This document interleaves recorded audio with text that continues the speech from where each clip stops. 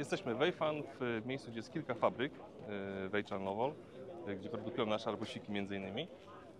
Miejsce, w którym teraz jesteśmy, byliśmy tutaj 1,5 roku temu. Parę nowych zabawek się pojawiło, między innymi ten potwór, 500 koni, 24 tony, 40 na godzinę. Damian, polatałoby się takim. Zacznijmy od tego, że tym raczej po ulicach byśmy nie jeździli. To jest raczej ciągnik, który byśmy zostawili w polu, jeśli ktoś ma odpowiedni oczywiście areał do czegoś takiego. Sądzę, że w Polsce jest niewielu takich klientów. Pokazujemy to jako ciekawostkę, ale kto wie, być może ona jeszcze u nas będzie. To jest ciekawa rzecz, bo jeszcze 10 lat temu rynek ciągników dużych w Polsce, takich powyżej 300 koni, wynosił około 150 do 180 ciągników rocznie. W ostatnich latach mocno się to zmieniło. Bardzo się to mocno zmieniło. Duże ciągniki, jak zaczynaliśmy sprzedawać Xeriona, to był taki w ogóle ciągnik nie do po co, nie? A potem zaczęły się pojawiać kolejne, pojawiły się wersje z gąsienicami, duże ciągniki, pojawił się Fendt 1000, Case i John Deere w Eriksie chociażby. Całkiem sobie z tym segmentem.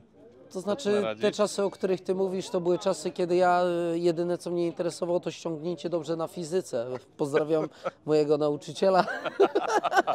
No, ale trochę się zmieniło i tutaj jak widać firma też do tego podchodzi dosyć poważnie. Zresztą widzieliśmy parę fajnych nowych ciągników, których wcześniej tutaj nie było. Praktycznie ten segment od malutkich traktorków do teraz już całkiem dużych coraz bardziej się wypełnia. W ciągu najbliższych miesięcy pojawi się pewnie pierwsze homologacje już ta Europy, więc coś tam zacznie się na naszej ofercie pojawiać. A kolejne, które lada moment, no oby to było jak najszybciej, może w przyszłym roku jakieś już homologacje uda się popchnąć. Nie, na pewno. Kuba, umówmy się. Homologacje się przyciągają, mam tego świadomość, ale mam pewne informacje, że 2025 rok będzie tym rokiem, w którym będą wprowadzone już na rynek nowe ciągniki. Ja jeszcze staram się usprawnić to, tak, bo oni... To malutkie. Malutkie. No i ten sadowniczy ciągnik, na który czekam, który widać, że jest wzorowany na Goldonim. Tak, i które sobie też ogramy, o nim opowiemy, bo wygląda bardzo fajnie. Widzieliśmy też jego wersję ostatnim razem przygotowaną. W tej chwili mamy już potwierdzone, że homologacje powinny być w pierwszym kwartale, no więc może gdzieś koło połowy roku zrobimy wszystko, co będzie możliwe, tak powiem. Natomiast przyszły rok na pewno będziemy mieli te nowe produkty. Sami widzicie, że dużo się zmienia w naszych produktach, bo cały czas walczymy o zmiany. Przed chwilą w ogóle, bo tutaj mamy prototypy, na których możemy robić sobie zdjęcia, filmować. tak. Na linii produkcyjnej, mimo naszych próśb, nie wynegocjowaliśmy tego. Z drugiej strony jest tutaj naprawdę dużo dealerów, importerów i jakby każdy miał filmować to wszystko, co tam się dzieje. 500 osób z całego świata, spore zamieszanie. Możemy sobie też troszeczkę zerknąć z boku, bo jest jeszcze kilka fajnych ciągników. Przejdziemy się kawałek. Nowa stylistyka w większych modelach. To znaczy ja dodam tylko odnośnie powierzchni całej fabryki, bo tutaj mamy podzielone te fabryki. My już byliśmy w fabryce kombajnów. Cała w ogóle tutaj na tym terenie, bo to nie jest jedyny teren fabryki, zajmuje 4 hektary, jeśli dobrze słyszałem. I tutaj są linie produkcyjne, naprawdę imponująco to wyglądało.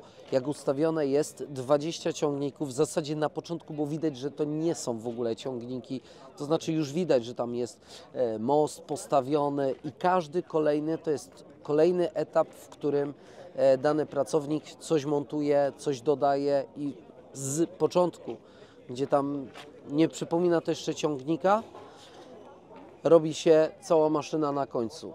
Tak.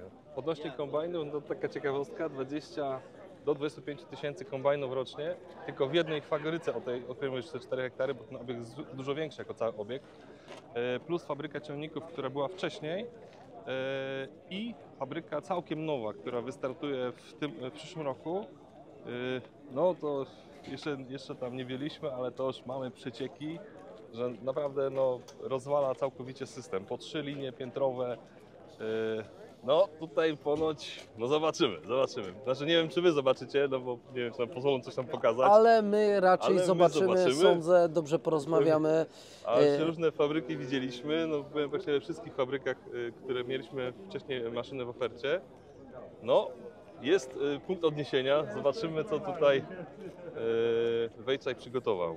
No dla mnie jest to, no Arbos, poza Arbosem nie widziałem żadnej fabryki, więc to jest jakieś nowe doświadczenie, a w Chinach to żadnej fabryki nie widziałem. Dla Ciebie to już jest drugi wyjazd, nie? Tak.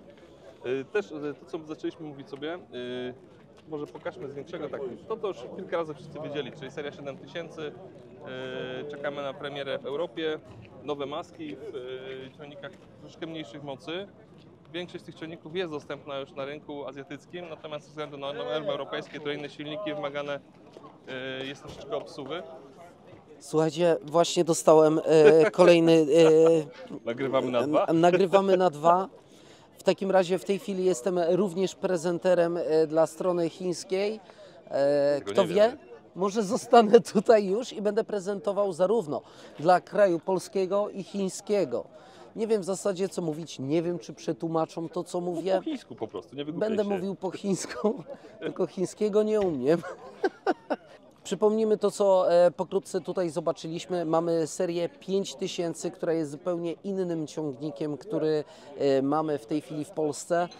Jest to 500-konny ciągnik i mamy ten, który testowaliśmy. Są tutaj lekkie zmiany, na które czekamy w Polsce i na wprowadzenie tego produktu generalnie na nasz rynek, czyli seria 7000, która jest wyposażona w silnik już ponad 200-konny. On ma być w różnych opcjach mocowych z silnikiem Weichai'a, no i przede wszystkim ze skrzynią CVT. Tak, bo czyli pierwsze wersje były na zwykłych skrzyniach, później testowaliśmy tą CVT już. Myślę, że wersja finalna może być bardzo fajnie wyposażona też, bo sporo było takich pytań i sugestii, nasz raport z tego, co tam widzieliśmy w polu. Co możemy jeszcze dodać, to przed chwilą przechodziliśmy przez linię produkcyjną przekładni. Ta linia produkcyjna jest dosyć sterylna. Chodzi o to, żeby było bezpyłowo, żeby nic się nie dostawało do tych skrzyń podczas montażu. Wszystko, że tak powiem, jest również kontrolowane przez, nie wiem jak nazwać te funkcje, ale przez osoby, które nadzorują, żeby te warunki sterylności były zachowane. W każdym razie jest tutaj czysto, jest nowocześnie. Dużo przede wszystkim jest troszeczkę inna kultura jazdy, jak jeździliśmy, widzieliśmy te samochody, ale jeśli chodzi o samochody, uważam, że odrobinę, jeśli chodzi o te takie smaczki, elektryków jest bardzo dużo, samochodów elektrycznych. I bardzo różnorodnych. Nie? Bardzo różnorodnych tak, i to wyposażenie. Marek, w ogóle nie znamy w Europie, a robią kurczę tutaj robotę. Uważam, że u nas, tak jak na przykład w nowych samochodach klimatyzacja, elektryczne, lusterka są standardem, to oni tą granicę standardu mają mocno przesuniętą dalej. Niesamowite jest to, że półtora roku, mówię, to mniej więcej tak, tyle co tutaj temu byliśmy, to się tyle zmieniło. Patrz w tych modelach, no bo tego wszystkiego nie było, nie? To jest wszystko kurczę. To mi możesz opowiedzieć jedynie, bo... Ale nie, naprawdę z tym podnoszeniem, bo to tak idzie w takim tempie, że po prostu szok, nie? To... No ale tak jak rozmawiałem z tym naszym Kevinem, który przyjeżdża do nas, z tym główną osobą odpowiedzialną za nas, to najbardziej takie dla niego szokujące jest, kiedy ja mu na przykład powiedziałem, ale ten Poznań w ciągu 20 lat się zmienił. A on mówi, tak patrzy, mówi Co i ty widzę, wiesz? że to... Nie, mówi właśnie przez grzeczność, tak.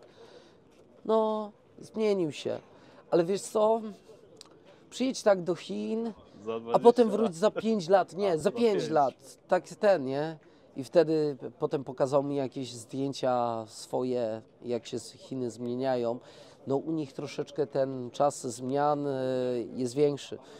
Nie tak jak u nas, że stary rynek rozkopany i Poznań staje się memem na skalę państwową. Proponuję... Wsiadasz? Nie, proponuję kamerę tam wpuścić. Panie operator, zapraszamy do środka.